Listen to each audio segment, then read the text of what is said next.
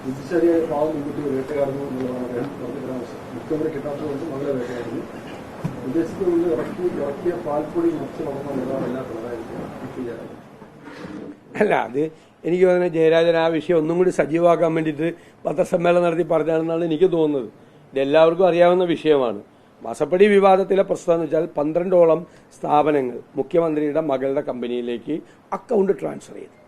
ആ account transfer ചെയ്തപ്പോൾ ഈ കമ്പനി അവർക്ക് ഒരു സേവനവും ചെയ്തു കൊടുക്കാതെയാണ്, ഒരു സർവീസ്. ഇപ്പോൾ മുഖ്യമന്ത്രിയുടെ മകൾ കമ്പനി ഉണ്ടാക്കുന്നതിന് ഞങ്ങളെതിരല്ല, ആർക്കും ഉണ്ടാക്കാം.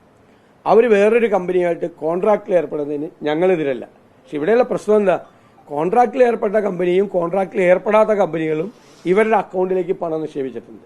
കോൺട്രാക്റ്റിൽ ഏർപ്പെട്ട കമ്പനികൾ പറയുന്നത് അതിൽ ഉദ്യോഗസ്ഥന്മാർ കൊടുത്തിരിക്കുന്ന മൊഴി ഞങ്ങൾക്ക് ഒരു സർവീസും ചെയ്തു തന്നിട്ടില്ല. ഒരു സർവീസും ചെയ്തു തരാതെ എങ്ങനെയാണ് പണം ട്രാൻസ്ഫർ ചെയ്യുന്നത്? 2 സ്റ്റാറ്റ്യൂട്ടറി അതോറിറ്റികളുടെ ഫൈൻഡിംഗ് ആണ്. ഒന്ന് ഇൻകം ടാക്സ് ആക്ടിന്റെ കീഴിൽ രൂപീകരിച്ച ഇന്ററിം സെറ്റിൽമെന്റ് ബോർഡ്, 2 കമ്പനീസ് ആക്ടിന്റെ കീഴിൽ രൂപീകരിച്ച ബാംഗ്ലൂരിലെ രജിസ്ട്രാർ ഓഫ് കമ്പനീസ്. ഈ 2 സ്റ്റാറ്റ്യൂട്ടറി അതോറിറ്റിയുടെ ഫൈൻഡിംഗ് ആണ് നിയമവിരുദ്ധമായിട്ടുള്ള മണി ട്രാൻസ്ഫറാണ് ഈ അക്കൗണ്ടിലേക്ക് നടന്നിരിക്കുന്നത്. അത് അന്വേഷിക്കണം എന്നാവശ്യപ്പെട്ടു. അതിന് പാൽപ്പൊടി കഴിച്ചിട്ടാണ് വളർന്നത്, അല്ലെങ്കിൽ വേറെ എന്തെങ്കിലും കഞ്ഞി കുടിച്ചിട്ടാണ് വളർന്നതെന്നുള്ള അല്ലല്ലോ വിഷയം. അഴിമതിയാണ്. അതിൽ പറഞ്ഞിട്ടുണ്ട് മുഖ്യമന്ത്രി ഇവരുടെ പിതാവ് വലിയ പ്രധാനപ്പെട്ട സ്ഥാനത്ത് ഇരിക്കുന്നതുകൊണ്ടാണ് ഈ ട്രാൻസാക്ഷൻ നടന്നത്. അല്ല, നിങ്ങളുടെ ആരെങ്കിലും അക്കൗണ്ടിലേക്ക് ആരെങ്കിലും വെറുതെ പൈസ തരുമോ? എൻ്റെ അക്കൗണ്ടിലേക്ക് ആരെങ്കിലും വെറുതെ പൈസ തരുമോ? ഇതാണ് പ്രശ്നം. അതാണ് ആ കേസ്. അപ്പൊ ജയരാജൻ ഒന്നും കൂടി അത് സജീവമാക്കുന്നതിൽ ഞങ്ങൾക്ക് സന്തോഷമുള്ളൂ.